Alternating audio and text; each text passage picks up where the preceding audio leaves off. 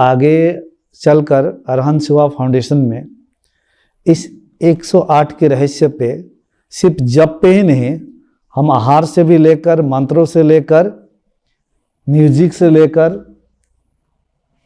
ध्वनि से लेकर, संगीत नृत्य से लेकर हर वो चीज़ डेवलप करेंगे 108 पे, कि उनके जरिया उन आयाम के साथ जुड़ने से आप जो कह रहे थे ये सारी चीज़ मर्ज होते हुए उस परम पिता परमेश्वर में विलीन होने के लिए, मतलब कोई नाच रहे हैं, डांस कर रहे हैं, उस डांस में हम उस चीज को एक्टिवेट कर देंगे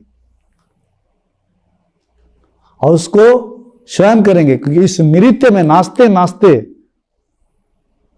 डिजॉल्व होने लग जाएगा और सब चीजें क्लियर होने लगी, उसको पूरे एक्टिवेट कर दिया जाएगा। कोई एक मंत्र किसी भी चीज को एक गुरु एक्टिवेट करता है ब्रह्मांड में। एक्टिवेट करने का मतलब समझ लो, मंत्र का मतलब भी समझ लो। मंत्र से पहले आपको ध्वनि समझना पड़ेगा और ध्वनियों का प्रभाव कितना है देखिए। आप भी कोई म्यूजिक सुनते हैं,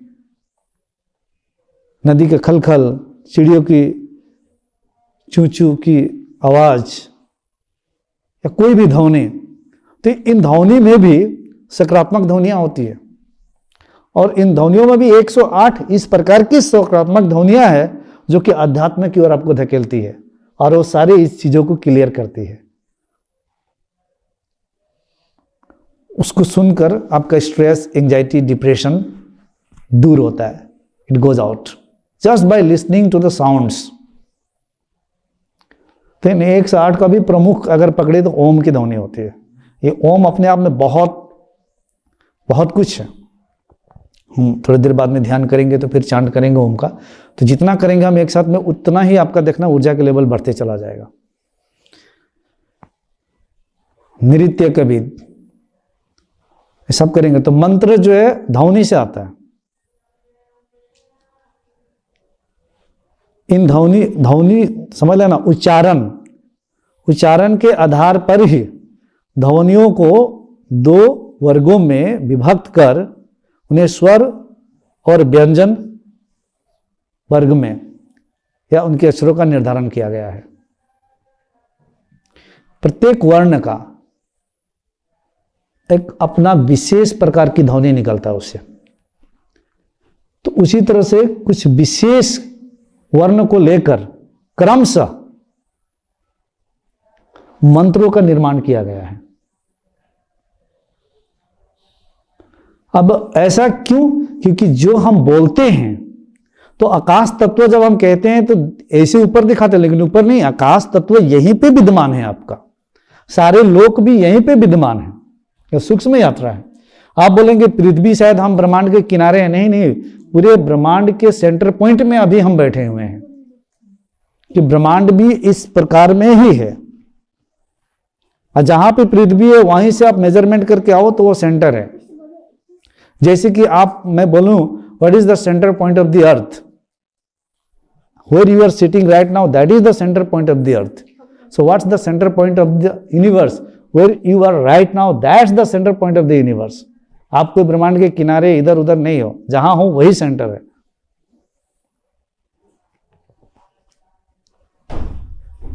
तो उन मंत्रों से, उन उच्चारण से, उन ध्वनियों से होता है क्या है कि आकाश तत्व में वो ध्वनि जाकर एक हलचल उत्पन्न करती है।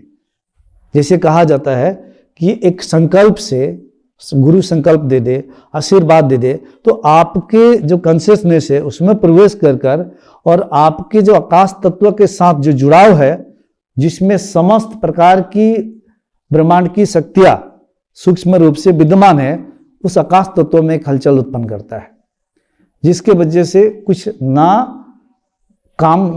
जो काम ना होने वाला भी होने लगता है। तो आकाश तत्व में बदलाव आता है वहां पर। तो जिस प्रकार के मंत्र होता है, तो मंत्र भी 3 प्रकार का, राजसिक मंत्र, तामसिक मंत्र, सात्विक मंत्र। इसमें भी साबर मंत्र बनाया गया है, बीज मंत्र बनाया गया है। तो साबर बीज मंत्र ये सब प्राप्ति का मार्ग होता है। पहले तो हर चीज के लिए एक मंत्र, सर दर्द हो रहा है तो मंत्र मारो, ये हो रहा है तो मंत्र मारो, पेट दर्द हो रहा है तो भी मंत्र मारो, मेरी बेटी मेरी बात नहीं सुन रही है तो मंत्र मानो, बच्चे का कंसंट्रेशन नहीं हो रहा है तो मंत्र मारो। तो इसका विज्ञान एक मंत्र विज्ञान था जो कि विलुप्त हो चुका है अभी। लेकिन उस मंत्रों से आकाश तत्व जो हमारे सामने की जो क्षेत्र है उसमें बदलाव लाने के लिए कहा गया था, जिससे उसका फिर अंदर का मनस पे प्रभाव पड़ेगा और धीरे धीरे वो अलाइनमेंट में आने लग जाएगा, एनर्जी लाइंस में आने लग जाएगी, कंसंट्रेशन होने लग जाएगी। इस प्रकार से एक विज्ञान ध्वनियों से वर्ण पे आकर, वर्णों को फिर जॉइन करके शब्दों पे आकर और कई शब्दों को एक साथ में लेकर बनाया गया था इन चीजों का। तो बहुत सूक्ष्म बातें हैं, एक विज्ञान है अपने आप में, ये विज्ञान है। तो हमारे आसपास के क्षेत्र को, आकाश तत्व को बदलने के लिए इस तरीके से किया जाता है।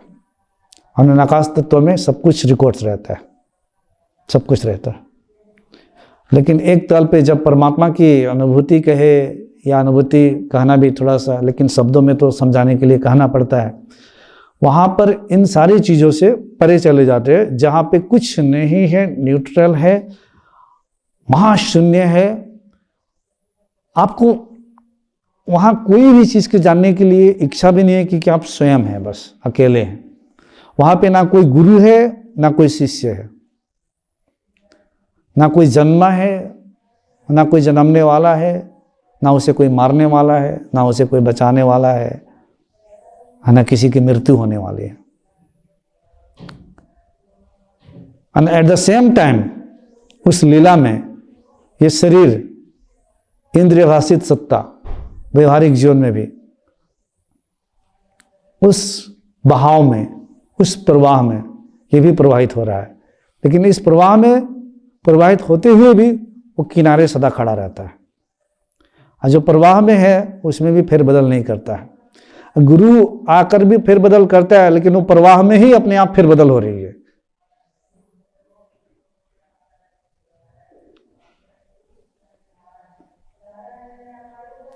तो एक तो ये समझ लीजिए कि शंकराचार्य के सौंदर्य लहरी में कही हुई बात, ध्यान सबका घटित नहीं होता है। मंत्र जब उनको दिया जाता है जिसका मन ज्यादा चंचल है। क्यों दिया जाएगा? अब सुनो, आप मन जो है, अब ध्यान में रहेंगे तो आधा घंटा 1 घंटा ही रहेंगे ना।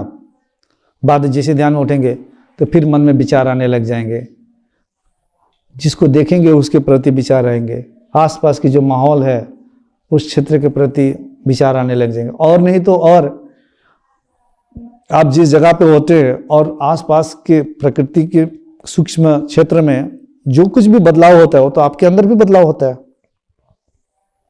क्योंकि आप प्रकृति से तो अलग नहीं है ना। आपके एक एक सेल में वो बदलाव होता है।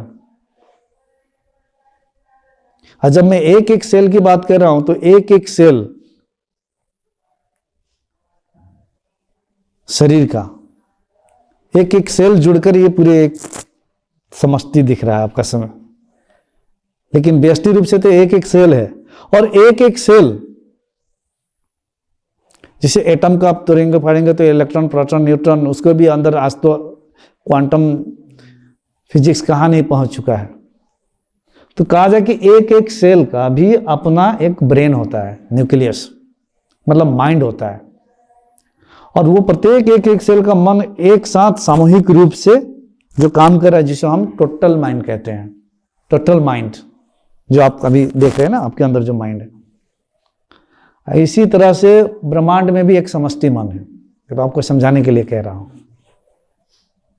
तो उन्हीं समष्टि मन के विज्ञान, सूक्ष्म विज्ञान के बारे में हम थोड़ी सी बातचीत करेंगे,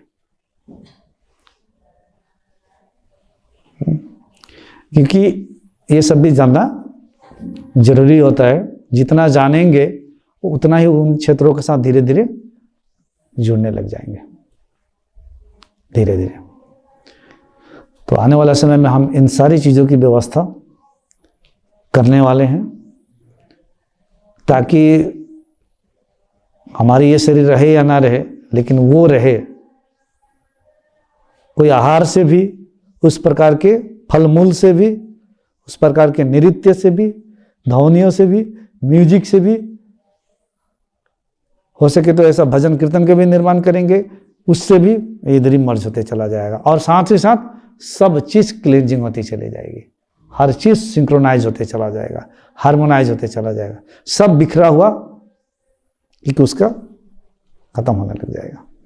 अच्छा, एक और समझ लीजिए, मैंने ये नहीं तो टॉपिक रुक जाएगा।